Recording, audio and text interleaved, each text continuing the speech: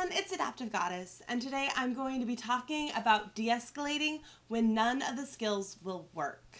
And what it's like for a point person to be experiencing it with the person in the escalation cycle and trying everything that you know should work and it doesn't work. Yes.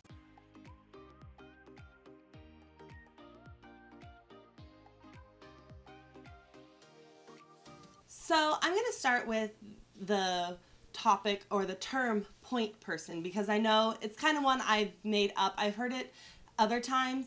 A lot of people refer to them as bystanders, but I feel as someone who is autistic, my point person is more than a bystander. So like the bystanders are here, the point person's above them. And so a point person is someone who I have 110% faith in basically exploding on.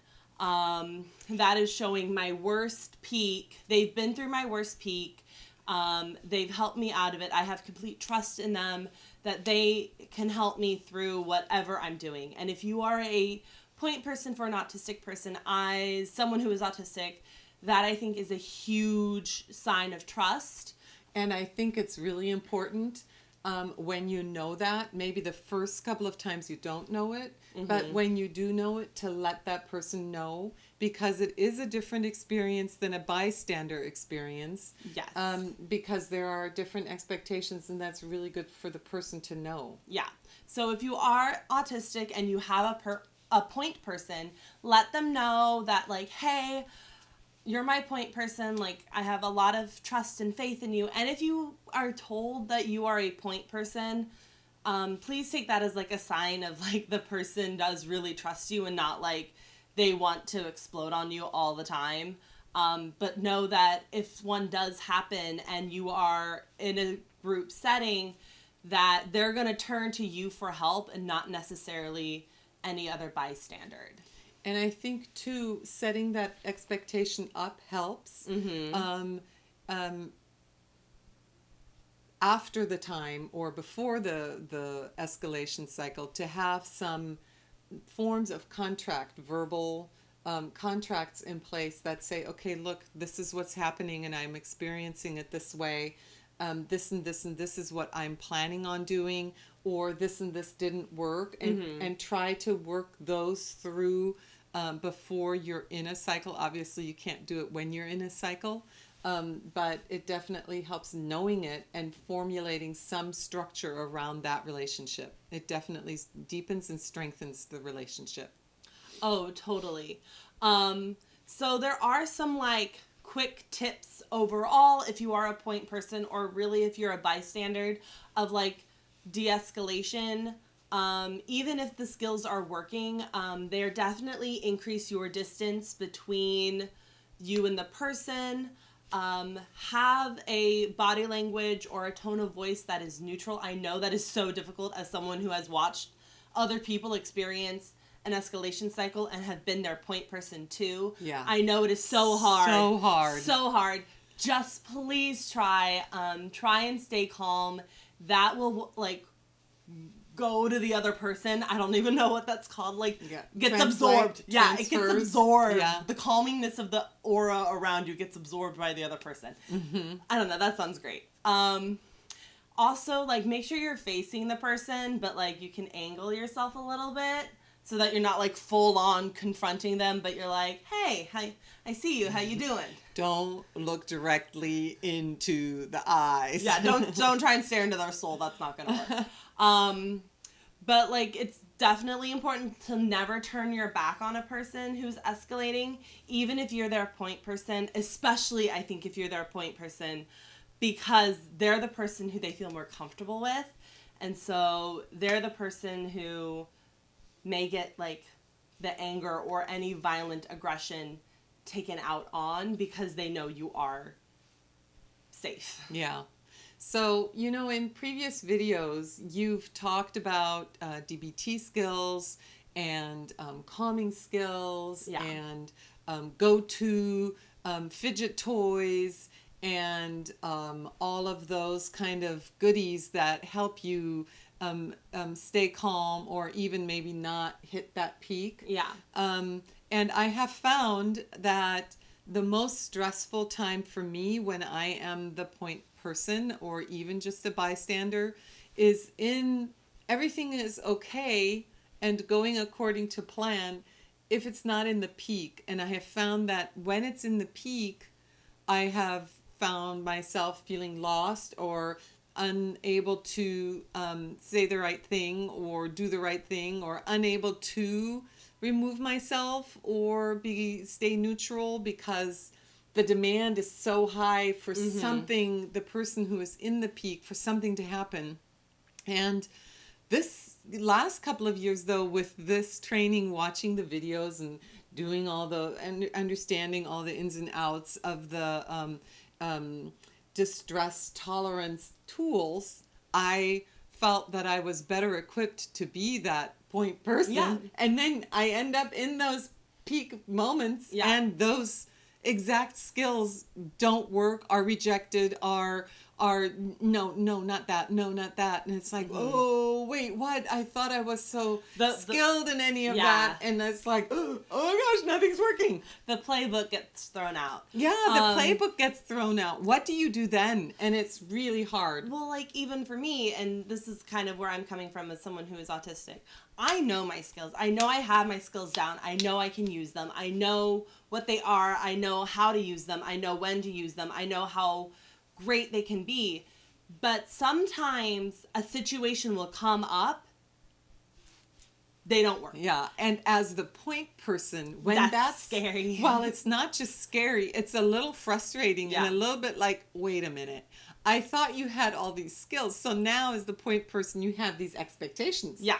And you're like, this is supposed to work. You said this would work. You said these are the things. And so it's almost like a setup for expectations that are still unrealistic, but you're faced with it so suddenly, and you want to say, wait, these skills should work, don't you remember? And the whole point is nothing is going to work. And it doesn't mean that those things aren't great tools. It's just nothing is going to work, and you find yourself just having to ride that wave with them, and it's overwhelming. Yeah.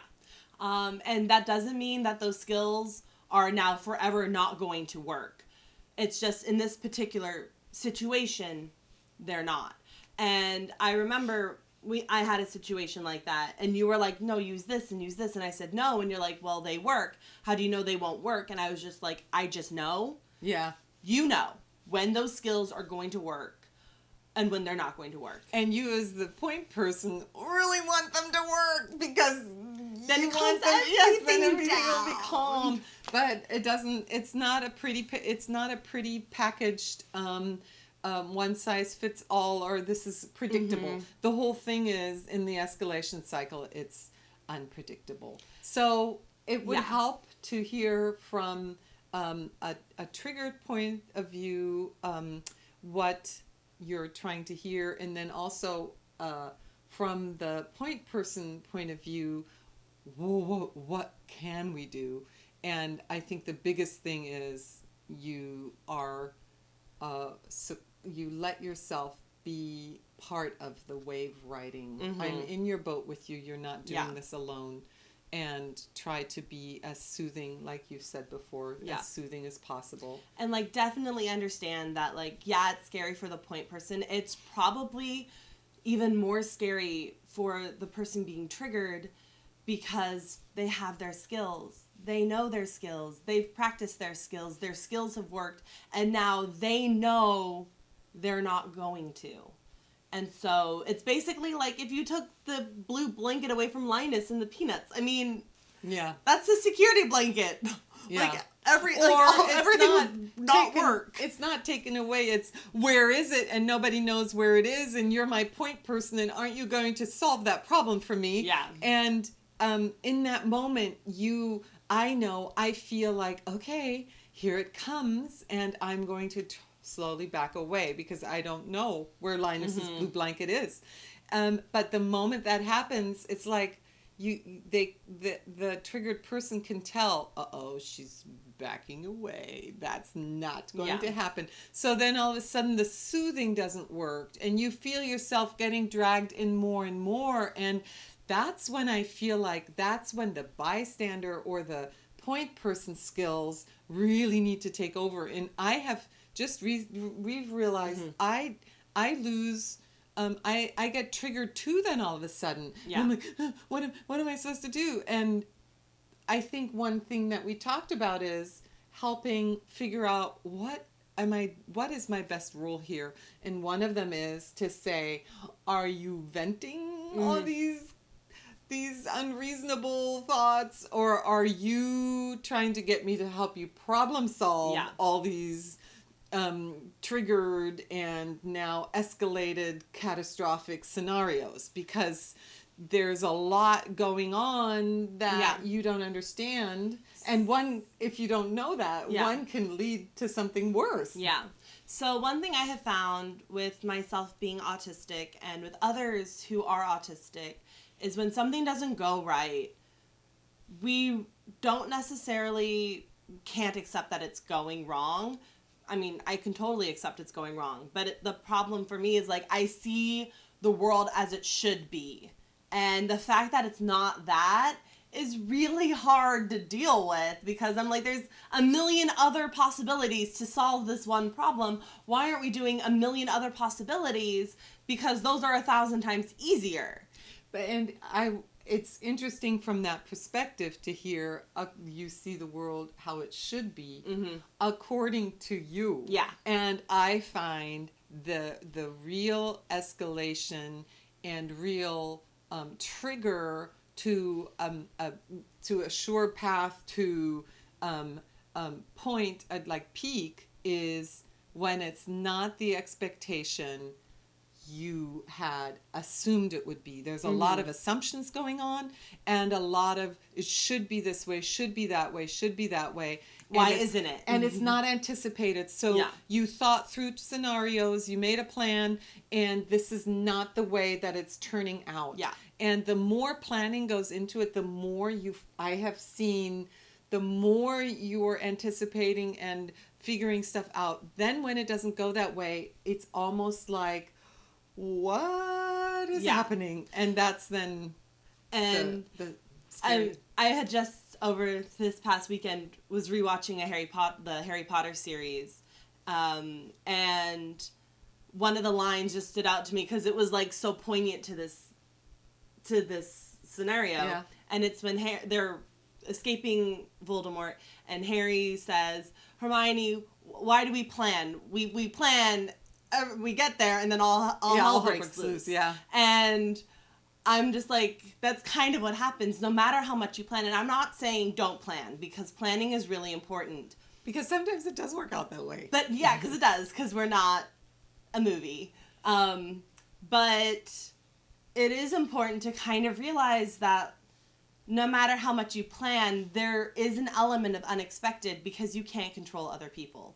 No matter how much you want to, no matter how much you try, you can't. And it's not always the way you think the world is right, is right, because there's just so many different perspectives. But in the peak of that escalation, then that becomes the worst sore point. So don't make that point when you're in that peak escalation, that, well, it could be different. Because at that point, everything is fixed, everything is hard edges, everything is unmovable, everything is unreasonable. But in that moment, what you have told me and what I have found and what I keep forgetting, but hopefully we'll remember next time, I can do better next time, is to say, are you venting? Or do you need to problem solve? Because the answers to venting, when you're hearing real catastrophic type thinking, are easy. Oh yeah, wow, it sounds good. Or wow, I'm seeking more support it sounds than stressful. I am seeking the problem to be solved. Sounds stressful, sounds overwhelming. You're really having a hard time. And even though those would still be good comments to use, or helpful comments to use when you're problem solving, but when you're problem solving and somebody is saying catastrophic end type of, oh no, I'm going to lose my job, or no, they're going to come arrest me, or no, this is never going to happen, then you're kind of going, wait, but not really. You're trying to help them on a different path. Yeah.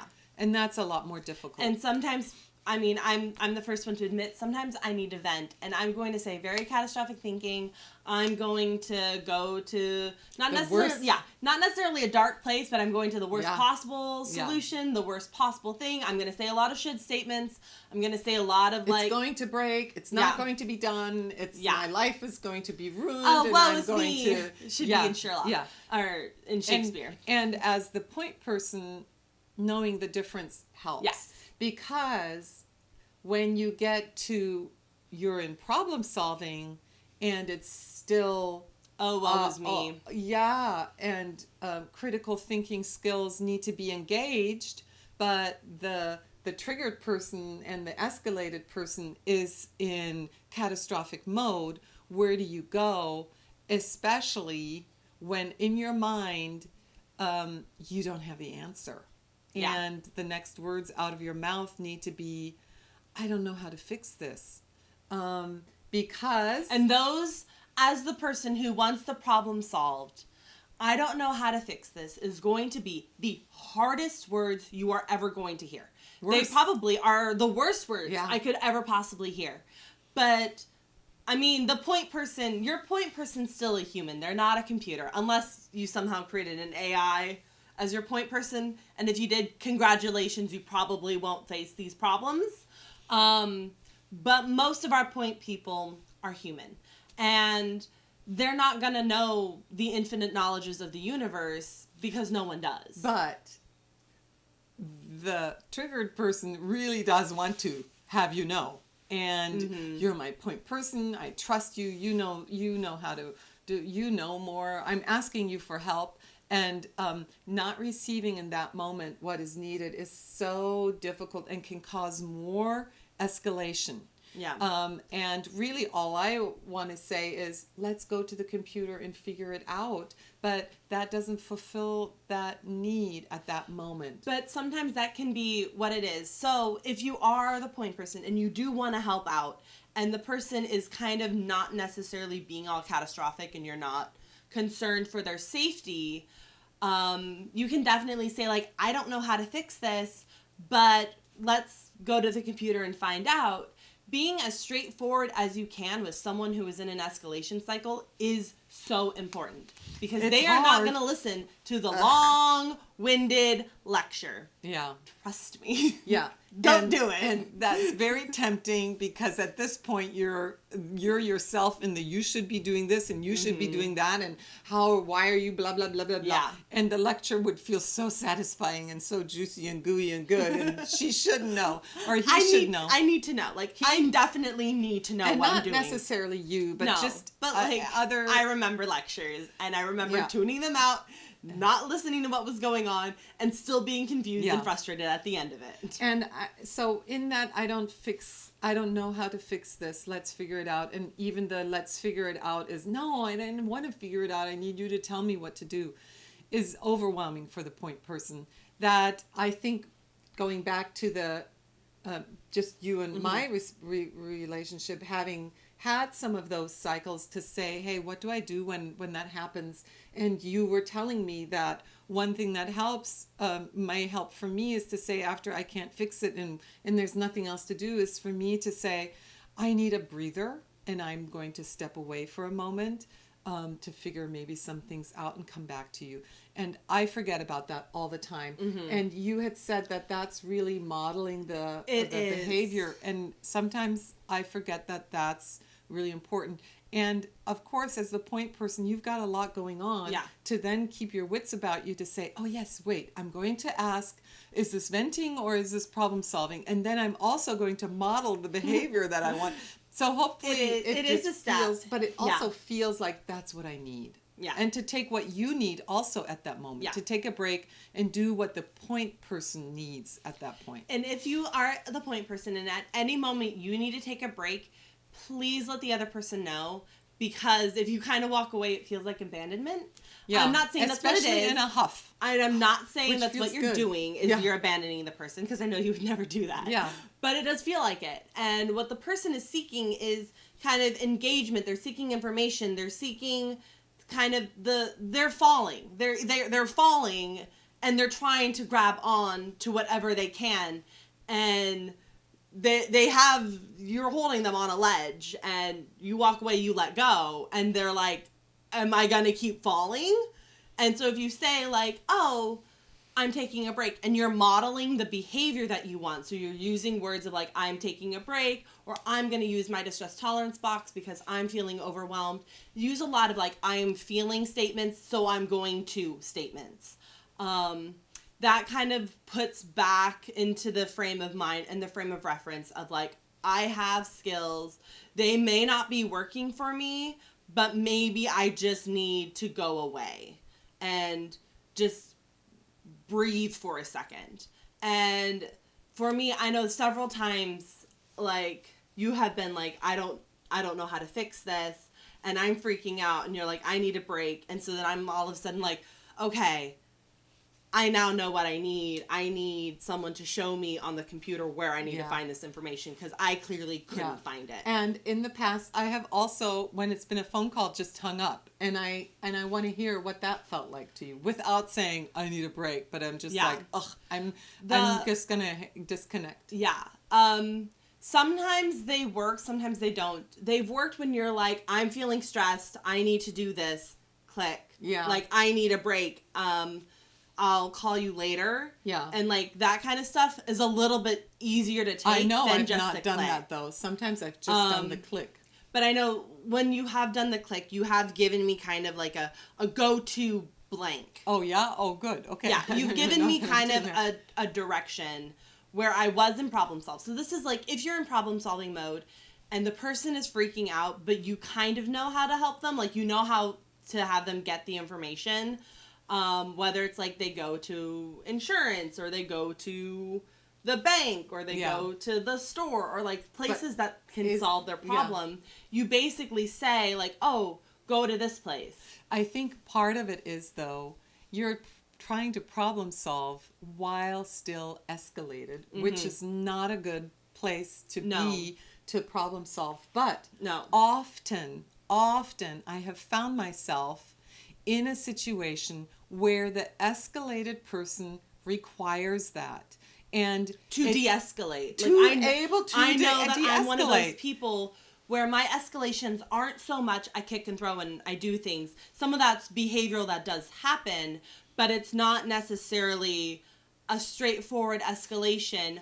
Mine, I think for me, mine have morphed a lot into, I need the problem solved, or at least a solution in sight, because I'm completely lost, and that's what's causing me to escalate, is that I'm lost. I don't know what I'm doing. My skills aren't working because I've tried them, and now I'm at my peak, and I don't know how to solve this problem. And I have been there saying, okay, well, let's de-escalate first, because we can't do our best work while triggered, but that somehow doesn't work. So then there is this, while de-escalating, problem solving. The problem doesn't get solved until the person is de-escalated, for sure. Yeah. But for there to be some buy-in to see that de-escalating is the better route, and engaging in some of those slow down, helpful behaviors, it is kind of that, okay, are we solving this? Are we able to solve this problem? Or not even able to, are we on a road to... You're in a dark tunnel. Is there a light at the end of this tunnel? Even if I don't see it yet, do I know it's coming up? Are we moving there? Yeah. Do I know it's coming up even if I can't see it at this moment? And I think that's, in those situations, the words, I don't know how to fix this right now, or I can't fix this, are horrible experiences to have to say, because I know if it's in a problem solving mode, oh no, that's going to be a huge additional peak time, because it's so awful to hear. Yeah. And like and I wish I could have a step by step if you're autistic or if you're the point person, what you do to solve it. I don't think there is. There isn't one. Each time it's different. I think what has helped for me, and I've seen a lot of response to, is when I tell the person, I don't know how to fix this, but I'm not going to give up on you, and I'm going to be here to help you, and there is a way through this. We just don't know it right now. Yeah. And what would be really good right now is if we could take a 5-minute breather and do something different. I think when the person that has triggered comes to an understanding that I'm not going anywhere, you've got me, and it will work. Even if it doesn't seem there right now, is already a soothing de-escalation thing. Knowing that, like for me, especially knowing I'm on the road to to problem solve, even if it's not necessarily going to be solved that day, it may be solved a week from then or 2 weeks from then. A lot of that peak stress and a lot of that kind of feeling lost gets taken away because I know there's a road to where I'm going. It's not like I'm by myself. I have someone with me, and it's not like I'm completely lost. There's a roadmap, and this roadmap's going to work for right now. And that maybe more steps need to be added on this roadmap, but if I'm going in that direction, I kind of don't care how many how many stops there are on this. As long as I'm heading that way, I'm fine. Now, can we talk a little bit about the restorative stage and the repair? So after the de-escalation, there is kind of this recovery, and that's when I had talked about repair. And for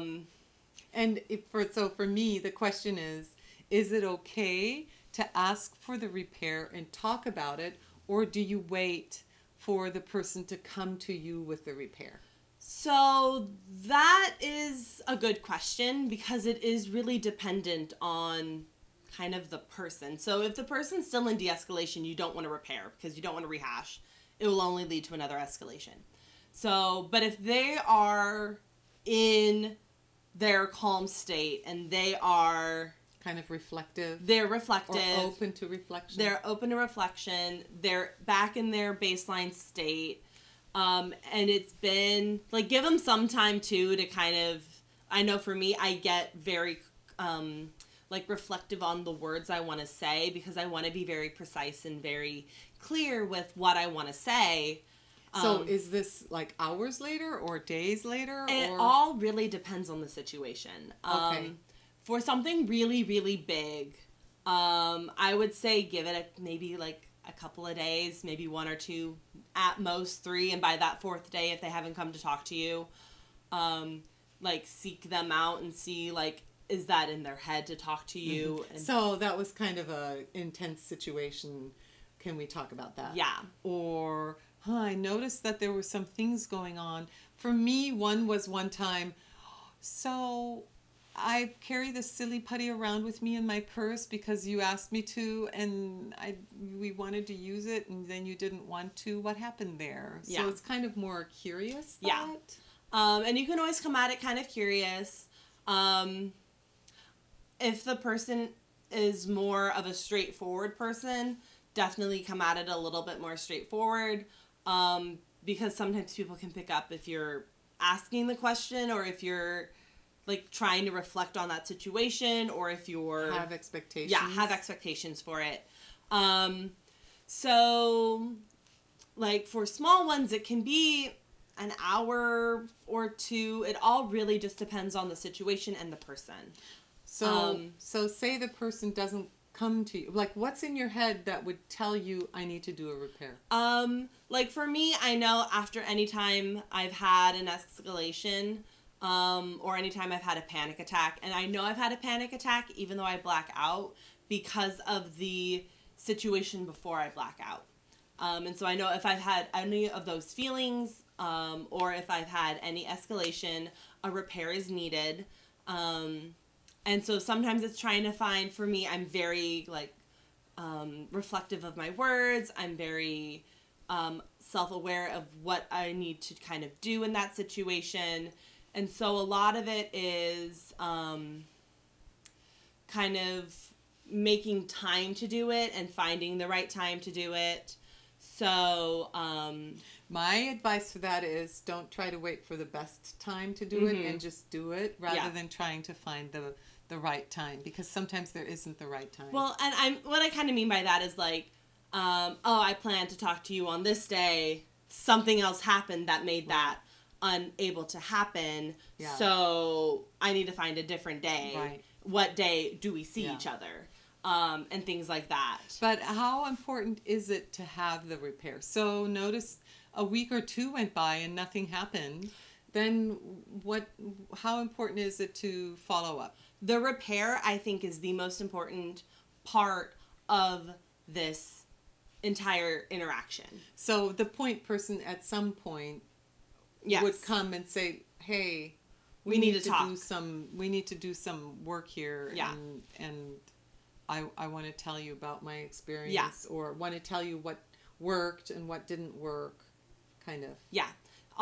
That's definitely, the repair is the biggest point. It's one of the biggest kind of predictors of whether or not that relationship's going to either be stronger or if it's going to fall apart, because that does happen to point people, and the people who are seeking that point person doesn't necessarily need to be someone who's autistic. It can be someone with other kind of neurodivergencies. So it really can, if you don't repair, it can destroy the relationship and breed resentment. And that's not, like, never wanted my point people to feel that way. Yeah. Like, at all. I've always wanted them to be someone who I can definitely rely on, but who can accept that I'm this way and I'm going to repair what I do. Yeah. Cool. I mean, I think that's really good information and good for me to know, too, that there is that desire, and sometimes you just need a little help, or the person, not just but like, I forget that I was meaning to do this, so let's talk about it. Yeah. Okay. But definitely repair. You can always say something of like, if the person doesn't quite know how to repair, you can always be like, it seemed like you were feeling this way. Is that accurate, or was I misreading the situation? And someone can say like, oh no, yeah, that's totally what I was feeling. I really didn't know how to use my skills in that moment. They weren't working for me. The ones I was using weren't working for me. And so I got really like scared and frustrated and annoyed. So leave your comment down below. Are you a point person? Or if you are neurodivergent, do you have a point person? Don't necessarily need to leave their name or anything. Just like, are you a point person? How did you know you were the point person? If you're autistic or neurodivergent, how did you tell the person they were your point person? I don't know if I actually ever really told you. Yeah, you did. I did? Just recently, though. Just recently, though. I mean, you've always been my point person. Yeah. So that's it for the video. Thank you for watching. Please subscribe and gently tap that like button. And remember to be kind, compassionate, and true to you.